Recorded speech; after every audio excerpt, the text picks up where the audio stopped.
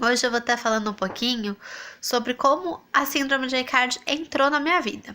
A síndrome de Aicardi foi assim, no 5º mês de gestação, eu fui fazer o morfológico lá no Hospital do Mandaki, onde a doutora virou pra mim e falou que tinha uma manchinha na parte cerebral da Duda.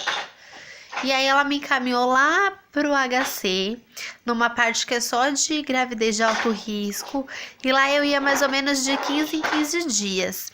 Não era uma coisa, não tinha um tempo certo, mas a maioria era de 15 em 15, e conforme foi chegando as últimas semanas de gestação, eu fui com mais frequência.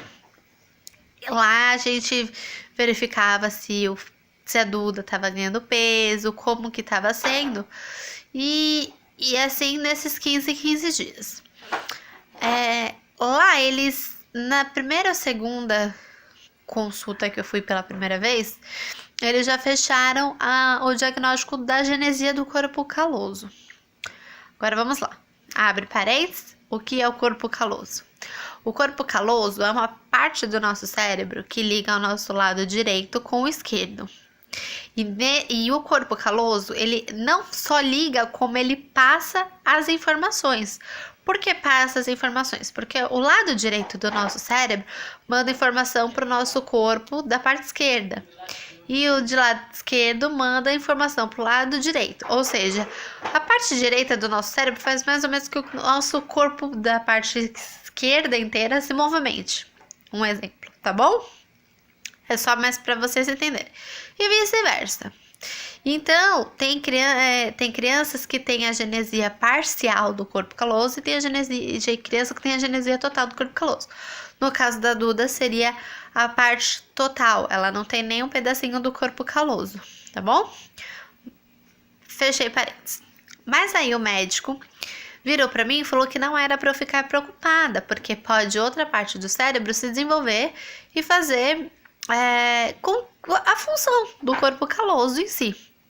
Ou seja, que outra parte do cérebro possa transmitir as informações de um lado para o outro. Eu não sei se vocês estão se perguntando, mas eu me perguntei.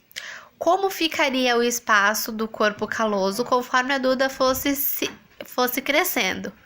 E eles falaram para mim que a parte do corpo caloso, ele não se fecha. Ele vai ficar um vácuo lá, tá? Mas não tem a hipótese de um hemisfério se juntar ao outro. Não tem como isso, tá? Então fica o vácuo e aí outra parte do cérebro vai fazer essa função. Mas para isso precisa ser, lógico, de muito tratamento, porque ela acabou tendo a parte cognitiva bem afetada.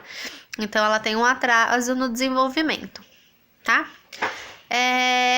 Minha gestação, por ser de alto risco, foi uma gestação tranquila. E com 37 semanas, o médico virou para mim e falou assim: vamos marcar já o seu parto. Porque não tinha o porquê ficar segurando mais. Até mesmo porque já um período gestacional ótimo. Que no caso, como ele me falou com 37, seria para outra semana. Então já estaria de 38, que foi o que a Dudinha nasceu, de 38 semanas. Então nós agendamos o parto para o dia 11 de 1 de 2012. Dudinha nasceu às 9h59. Tudo certo, tudo resolvido. A Dudinha foi pro berçário normal, tá? Uma coisa que eu já tinha na minha cabeça era eu não sabia, né? Nós já temos curiosidade de saber como será o rostinho deles. E eu não sabia se a síndrome, ela tinha uma característica física, né? Então isso já tinha na minha mente, como seria a Duda. Mas ela nasceu com as características físicas normais, tá? Assim, não teve nenhuma característica que dissesse síndrome de Aicardi. Porém, ela saiu do hospital, ficou 11 dias em observação, tá? Porque a gente já sabia que era uma gravidez de alto risco, então ela ficou 11 dias em observação. Nisso, viemos para casa. Com 3 meses de vida, a Duda deu o primeiro espasmo. O que são espasmos? Abre parênteses. Espasmo é quando a musculatura do corpo se contrai. Então, ela, ao mesmo tempo, ela se contrai e volta. Então, às vezes, ela se estica e volta. É bem parecido com uma crise epilética, mas é uma coisa de tipo vai e vem, né? É bem assim. Então, ela teve o espasmo e nós fomos para o pronto-socorro. Ficamos em observação 24 horas. Porém, o médico, assim, não teve muito o que fazer. Por quê? Porque o espasmo é uma característica da síndrome de Aicardi. Durante um ano inteiro, nós ficamos adquirindo, né, as informações do corpo da Duda. Nós ficamos observando a Duda durante quase um ano para ver se aparecer mais algumas características para a gente poder, enfim, fechar literalmente o diagnóstico dela. E apareceu as características que são as características da síndrome de Aicardi.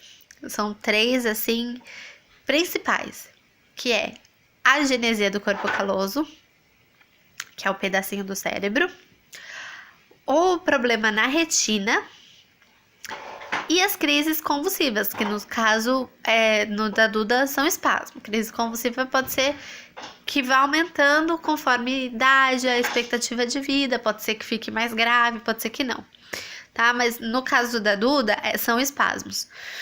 E então esses 3 pontos são pontos que é a característica da síndrome de Aicardi. Lógico, tem outros, mas esses 3 são os principais, tá? Então, foi fechado Duda com síndrome de Aicardi. Agora eu vou abrir um novo parênteses. Síndrome de Aicardi. O que vem a ser? A síndrome de Aicardi, ela geralmente, eu vou falar na nossa linguagem, ela ataca o cromossomo X, tá? Então, vamos lá voltar na nossa época de mais ou menos ensino médio. Mulher, XX, homem, XY. Então, como ela ataca o cromossomo X, nós mulheres temos 2. Então, se ela ataca, se o probleminha dela, se a intriga dela é com o cromossomo X, a gente, nós mulheres tendo o cromossomo X, nós ainda temos um. O sexo masculino, se a síndrome for lá brigar com o cromossomo X, ele só vai ficar com o Y, não vai ter o cromossomo X pra continuar. Então, o homem, ele tem o sexo masculino. O homem, né, sexo masculino em geral, tem o cromossomo X e Y. Então, se a síndrome de Aicardi vai lá brigar com o cromossomo X, pá, eles vão ficar só com o Y. Então, o cromossomo X é importante.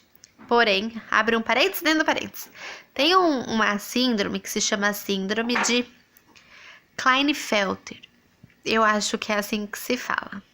São quando o sexo masculino nasce com 2 cromossomos X. Então, se caso a síndrome for brigar com o X, vai ter outro X. É uma coisa meio bagunçada. Sim, é uma coisa meio bagunçada. Mas a síndrome de Aicardi, ela tem tudo isso por causa do cromossomo X, tá?